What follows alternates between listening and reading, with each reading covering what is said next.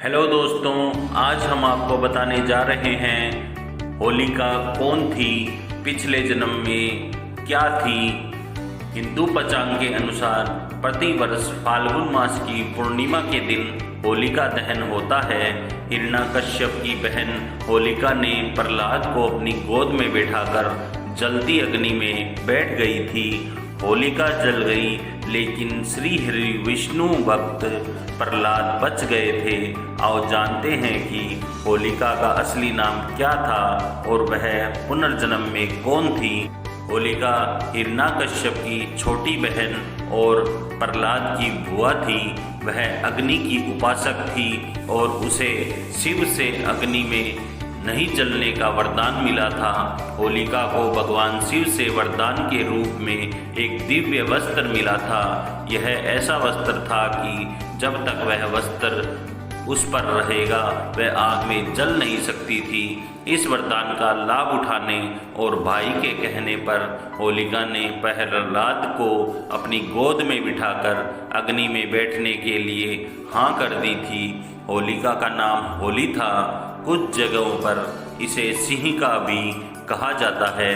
पुनर्जन्म में होलिका क्या थी? पुनर्जन्म में होलिका एक देवी थी जो ऋषि द्वारा दिए गए शाप के कारण राक्षसी के रूप में जन्म लेकर भुगत रही थी। अग्नि में दहन होने के कारण वह जहाँ शाप से मुक्त हो गई थी, वहीं अग्नि में जलने के कारण वह शुद्ध हो गई थी। इसी कारण से होलिका को राक्षसी होने के बाद भी होलिका दहन वाले दिन देवी के रूप में पूजा जाता है। होली पर्व की पौराणिक एवं प्रमाणिक कथा के अनुसार इस पर्व को मनाने की शुरुआत हिरण्यकश्यप के जमाने से होना मानी जाती है। हिरण्यकश्यप के पुत्र प्रहलाद भगवान के अनन्य भक्त थे। उनकी इस भक्ति से पिता हिरण्यकश्यप नाखुश थे। वे खुद को भगवान मानते थे। इसी बात को लेकर उन्होंने अपने पुत्र को भगवान की भक्ति से हटाने के लिए कई प्रयास किए, लेकिन भक्त प्रहलाद प्रभु की भक्ति को नहीं छोड़ पाए।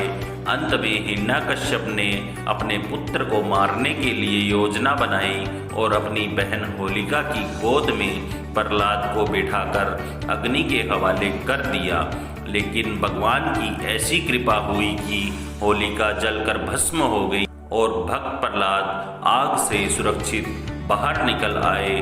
तभी से होली पर्व मनाने की प्रथा शुरू हुई। तो दोस्तों, आपको हमारी ये जानकारी कैसी लगी कृपया कमेंट करके बताएं और भी ऐसी रोचक जानकारियों के लिए हमारे चैनल को सब्सक्राइब करें। आपका बहुत बहुत धन्यवाद।